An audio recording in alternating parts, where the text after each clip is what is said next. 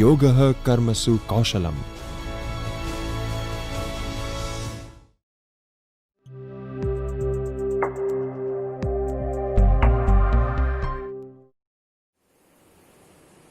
So in classroom demography, to understand classroom demography is very important in the context of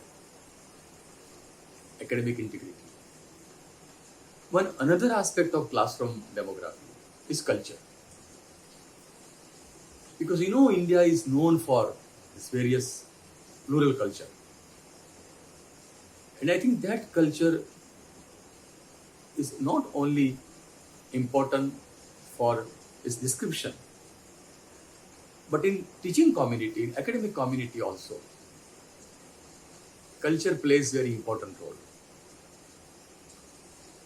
Because in our classroom, there are different types of students from various cultural backgrounds. Not only from rural background or from urban background, but they have their own concept of society, their culture,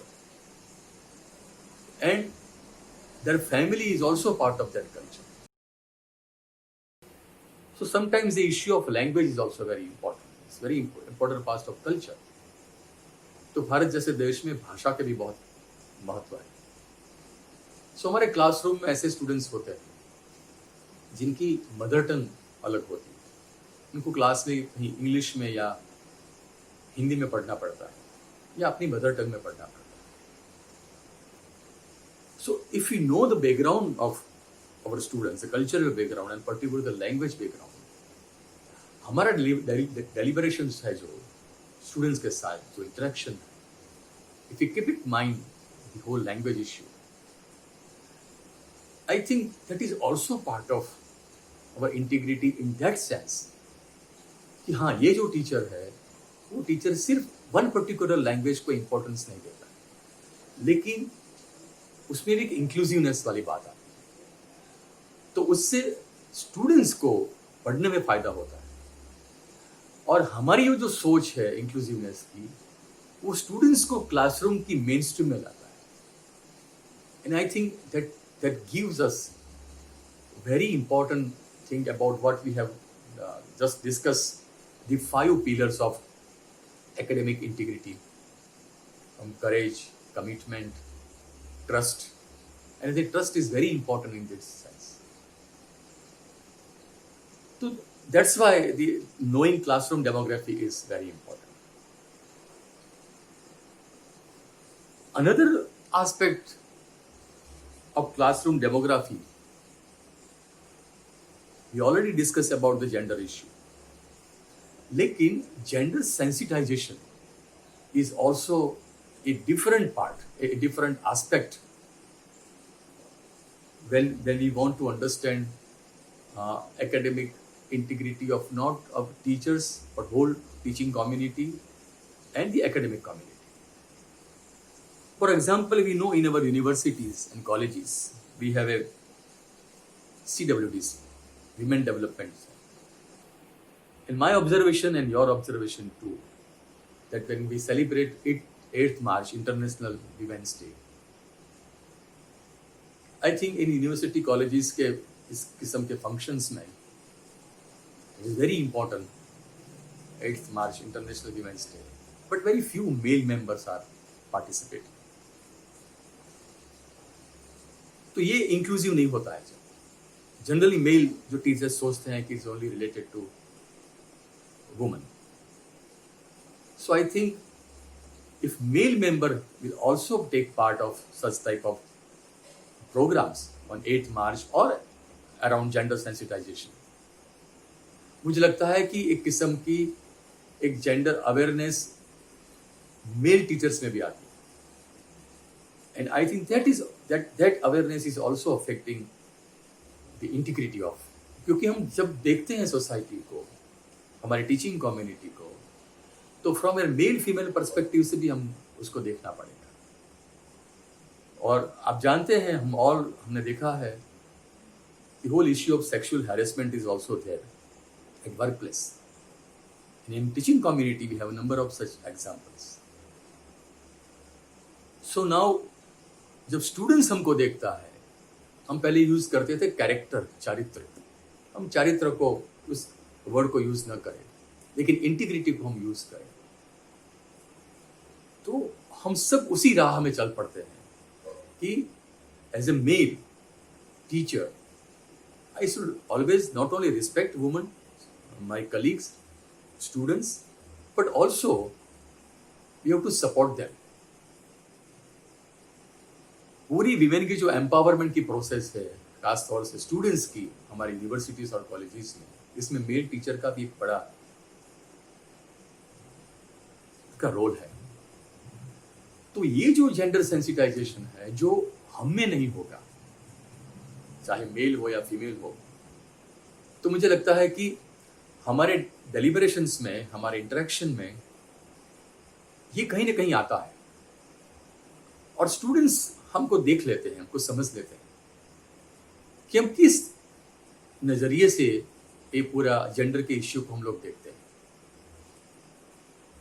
तो gender sensitisation की सिर्फ बात न करने की, लेकिन gender sensitisation का जो वैल्यू है, उसके बारे में जो एक्ट है, मीन्स जो काम करने का जो है, वो भी हमको नॉट ओनली दिखाना पड़ेगा, लेकिन it's part of our teachers role, our whole personality of a teacher. तो ही ये एकेडमिक इंटीग्रिटी की बात उसमें आती है। दूसरी बात जो जेंडर सेंसिटाइजेशन में है, वो खास तौर से मैंने अभी बताया LGBTQ के बारे में, वो फिर से दोहराना चाहता हूं मैं, क्योंकि लेस्बियन, गे, बाइसेक्सुअल, ट्रांसजेंडर, क्वीर, ये सारी जो कम्युनिटी है, उन्होंने अपना खुद की अस्मिता, खुद की identity they have created, and in number of field, even our education field also, now they are doing some good job. कहीं पर टीचर है, कहीं पर प्रिंसिपल है, कहीं पर बहुत इंपॉर्टेंट जगह पर है। From working class to academia, इस कम्युनिटी के लोग काम करते हैं, क्योंकि ये सारा ये LGBTQ के बारे में हमारे पास जो नॉलेज और सेंसिटिविटी है वो होगी, तो हमारी इंटरेक्शन में आएगी। I will give you one small example. We all know in India there is very well known हिजड़ास, और जिसको हम किन्नर बोलते हैं, and one of the very well known is Lakshmi Narayan Tripathi, जो यूनाइटेड नेशंस में भी इस कम्युनिटी को रिप्रेजेंट करती है। लक्ष्मी नारायण त्रिपाठी की एक ऑटोबायोग्राफी जो पहले मराठी में प्रकाशित हुई, फर्स्ट पब्लिश इन मराठी, मी लक्ष्मी मी हिजड़ा, then it translated to English. Oxford university ने उसका इंग्लिश में ट्रांसलेशन किया, and in Gujarati or in so many other regional languages of India it translated. Gujarat university जो अहमदाबाद में है, so we introduced this particular autobiography in our MPhil curriculum as a part of one paper. और जो बच्चे पढ़ते हैं वो, और जो टीचर पढ़ाता है वो, और पढ़ाती है वो, जब पूरी आप ऑटोबायोग्राफी उनकी पढ़ते हो तो पता चलता है कि ये एक इंडियन सिटीजन है, उनकी एक लाइफ है, उनका एक कल्चर है, उनकी एक सोच है। तो ये पढ़ने से, ये क्लासरूम टीचिंग में लाने से जो जेंडर सेंसिटिव वाली बात है वो और आगे बढ़ती है, और आपको लगेगा कि उसके साथ ये एकेडमिक इंटीग्रिटी की क्या बात है। इसलिए एकेडमिक इंटीग्रिटी बात है कि उससे हम सज्ज होते हैं, इस पूरे इश्यू के साथ हम सज्ज होते हैं, and that's always helpful to the larger society, not only from our students but larger society. So इस किस्म की जो ऑटोबायोग्राफी है, चाहे कोई थर्ड जेंडर ने लिखी है, चाहे कोई फिजिकली हैंडीकैप ने लिखी है, चाहे कोई सेक्स वर्कर ने लिखी है, चाहे किसी ने भी अपने लाइफ में स्ट्रगल करके लिखा है, तो उस पढ़ने से पूरे इंडिया का जो प्लूरल सोसाइटी है, वो प्लूरल सोसाइटी के बारे में हमारी सोच अलग होती है। और I think that's why the importance of gender sensitization. तो ये हमने बात किया कि हम क्लासरूम डेमोग्राफी और उसके बाद ये जेंडर सेंसिटाइजेशन के मुद्दे को हम कैसे देखते हैं। But another aspect of Indian Constitution is also very important as a value, not only for each and every citizen of this country, but for us as a teaching community is very important, and that is secularism, बिन सांप्रदायिकता। Secularism कोई आदर्श नहीं है, secularism is a way of life. और हमारे constitution वो ज्यादा ऊपर emphasise करते हैं। और सेक्युलरिज्म का मतलब सिर्फ रिलीजन के कॉन्टेक्स्ट में नहीं है, लेकिन डिफरेंट सोच के बारे में भी है। तो एक सेक्युलर आइडियोलॉजी हमारे पास होगी एज ए टीचर, तो मुझे लगता है कि जब हम कुछ लिखते हैं, कुछ बोलते हैं, कुछ स्टूडेंट्स को समझाते हैं और कहीं पर करिकुलम में उसको डालने का हम प्रयत्न करते हैं, तो ये सेक्युलरिज्म का जो वैल्यू है, दैट वैल्यू हम हमारे कैरेक्टर में, हमारे रोल में उसको आत्मसात करेंगे, तो उससे ये इंटीग्रिटी वाली बात और मजबूत होती है।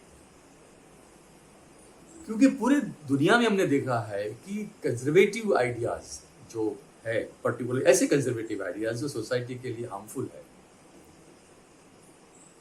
उसके पैरेलल सेक्युलरिज्म का बहुत बड़ा इंपॉर्टेंट है। और उसके लिए पूरी फ्रीडम मूवमेंट में उसके बाद भी कई लोगों ने उसके बारे में, महात्मा गांधी से लेकर बहुत सारे लोगों को आप देख सकते हैं कि जिन्होंने इसको बहुत बड़ा मुद्दा बनाया था। तो सेक्युलरिज्म का वैल्यू हमारे करिकुलम में मजबूत करने से फायदा ये होता है कि हम पूरी हमारे क्लासरूम में जो छोटा सा समाज है, उस समाज को हम कैसे देखते हैं, और वो समाज, वो स्टूडेंट्स हमको कैसे देखते हैं।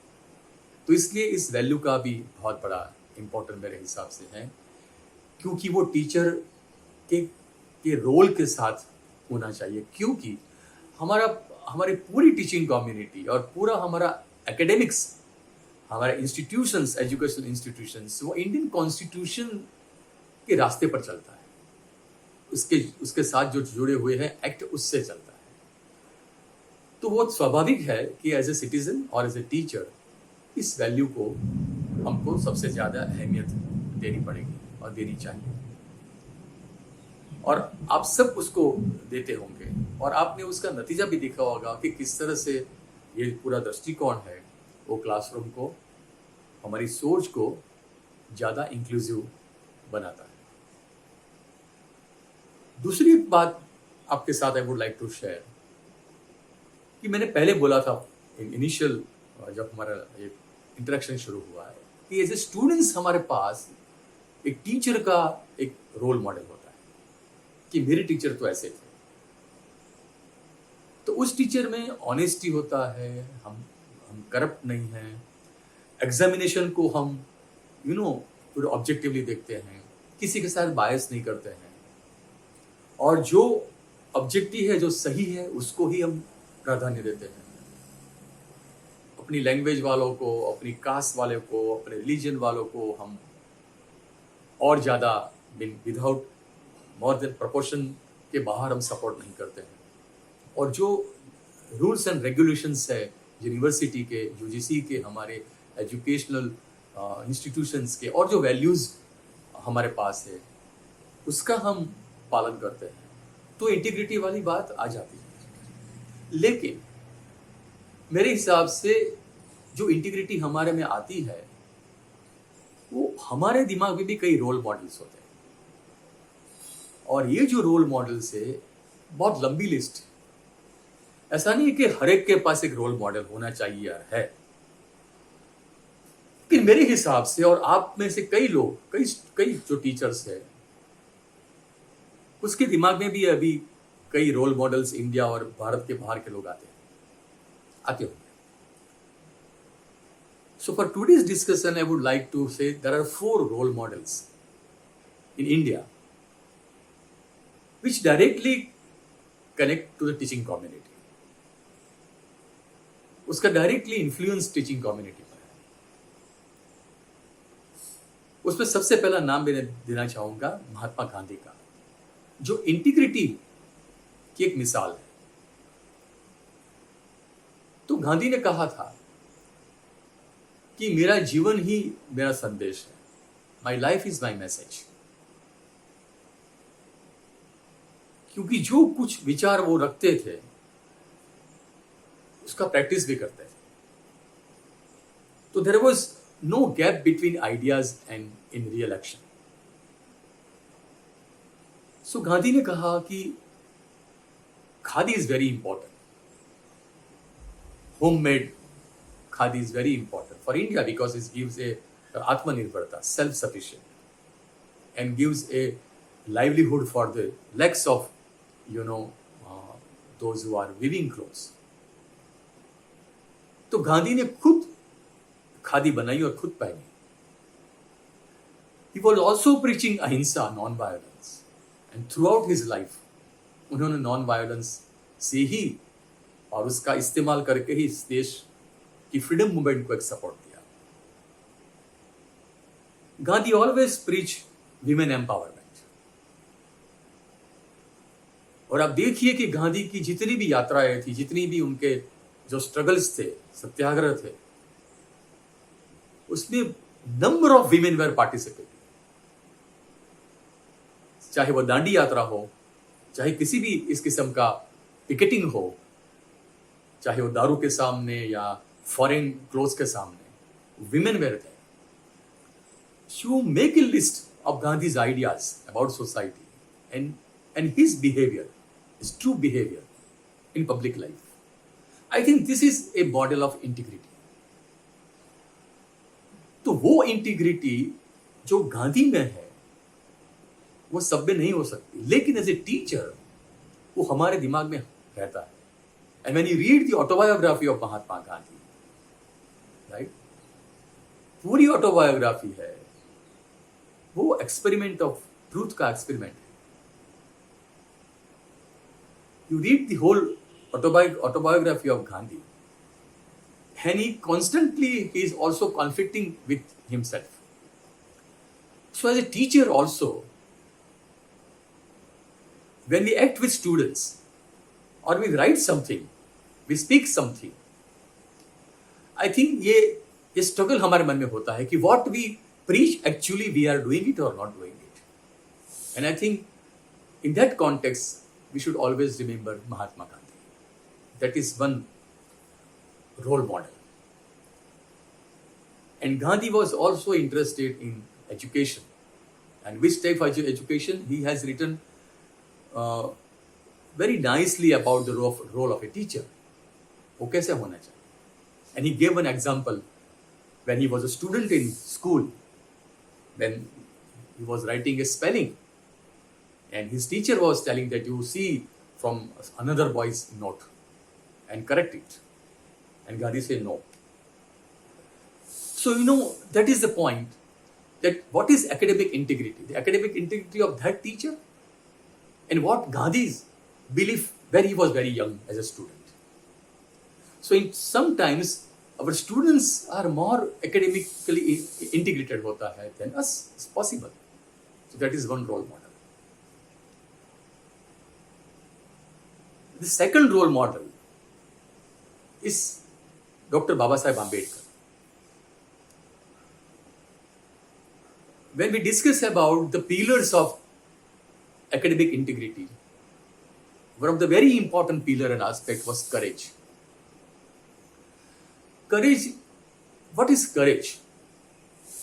I think from academic point of view, in my opinion, courage means what we believe and what we want to do it.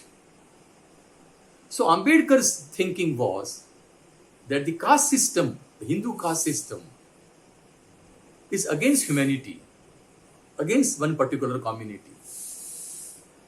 And his ideology, his thinking, his experiences about caste system.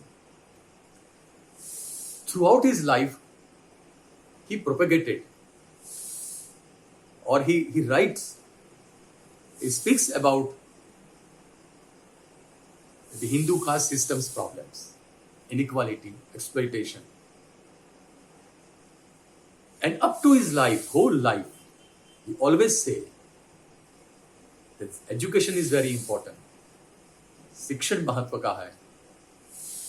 You have to unite.